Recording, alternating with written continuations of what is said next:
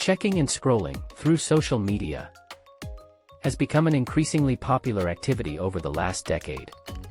Although the majority of people's use of social media is non-problematic, there is a small percentage of users that become addicted to social networking sites and engage in excessive or compulsive use. Social media addiction is a behavioral addiction that is characterized as being overly concerned about social media, driven by an uncontrollable urge to log on to or use social media, and devoting so much time and effort to social media that it impairs other important life areas. The phenomena of social media addiction can be largely attributed to the dopamine-inducing social environments that social networking sites provide. What is dopamine? Dopamine is a neurotransmitter in our brains that motivates us to do activities that make us feel pleasure. When you engage in a pleasurable activity, dopamine releases in your brain. Social media platforms such as Facebook, Snapchat, and Instagram produce the same neural circuitry that is caused by gambling and recreational drugs to keep consumers using their products as much as possible.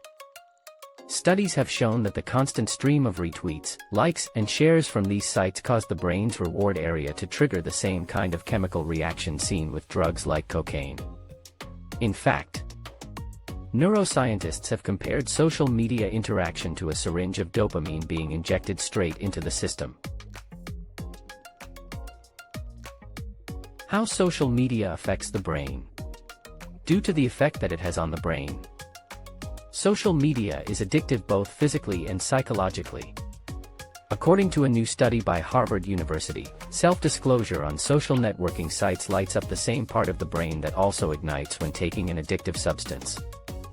The reward area in the brain and its chemical messenger pathways affect decisions and sensations.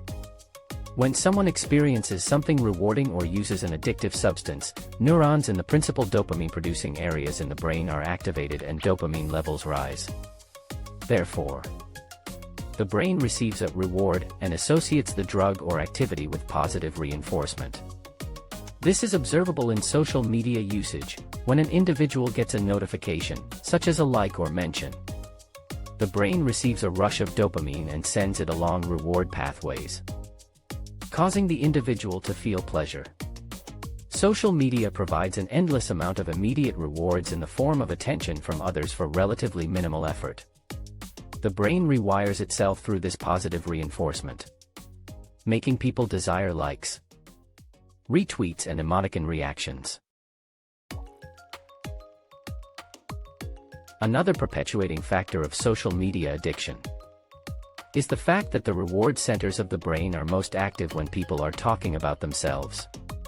In the non-virtual world, it's estimated that people talk about themselves around 30 to 40% of the time.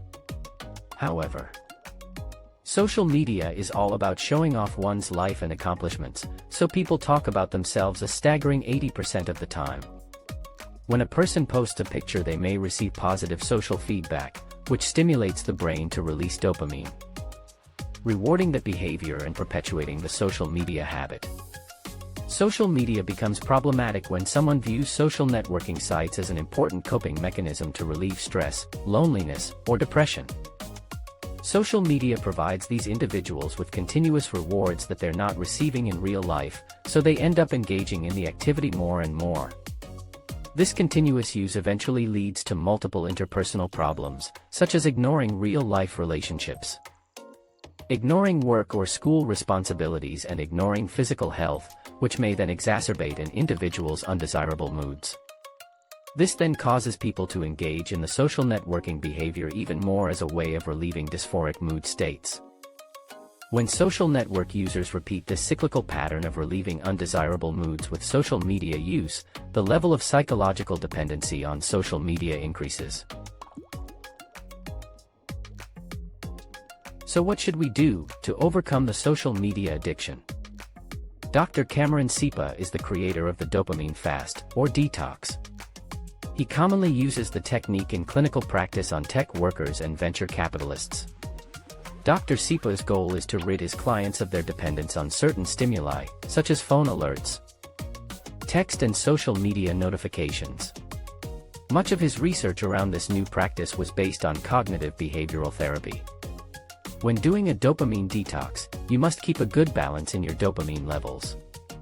Since you'll stop doing activities that produce high amounts of dopamine, you'll need to replace them with activities that will also produce enough dopamine to satisfy you, such as exercise.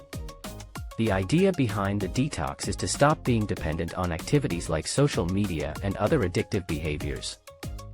You'll abstain from instant hits of dopamine and replace them with healthier activities.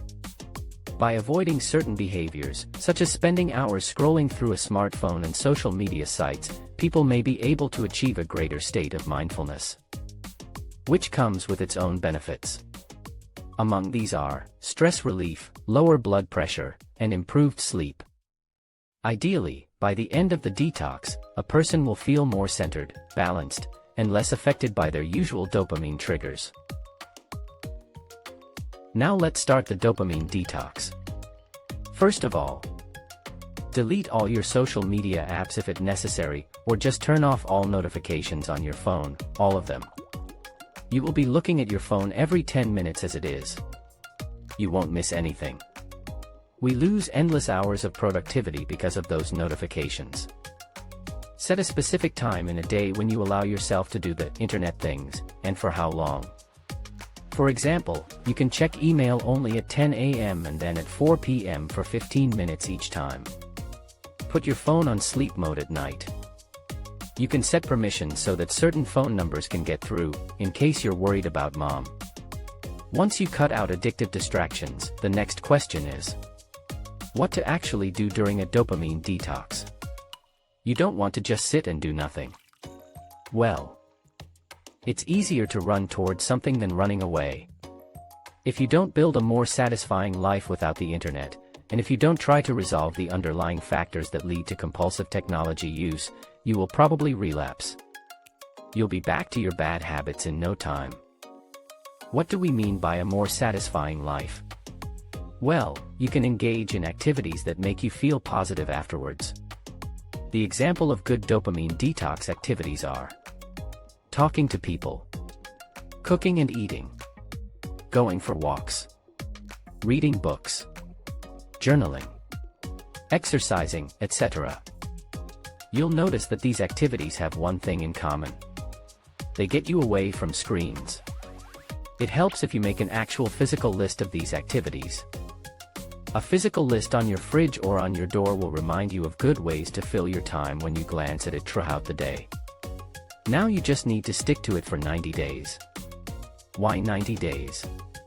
Because research suggests that's how long it may take for changes in your brain caused by addiction to begin reversing.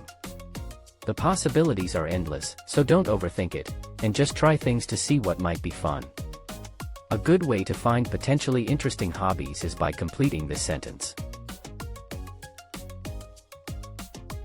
Dopamine detox executed in this way is probably one of the best ways to re-establish a healthy relationship with the digital world. Be prepared that the first few days can be tough. You will be bored. Luckily, most people get a sense of relief very early. After a few days, ordinary activities will start feeling fun again. Later on, your sense of control will increase, you will become more patient, and feel less stressed. Your attention span will lengthen gradually. Other people get excited and brim with enthusiasm for the first few days, then they sort of burn out and it gets more difficult. Expect that it might be difficult for a while before it gets easier. Keep a reminder that it will ultimately be worth it. You will understand it once you experience it. Imagine how great it will feel when ordinary activities like walking in nature, eating foods and listening to music bring you joy. Imagine how nice it will feel when you're able to follow on tasks you promised you'd do. Imagine how nice it will feel when you're no longer running away to get distracted but you can calmly be with your thoughts. And you can become whatever you wanted to become.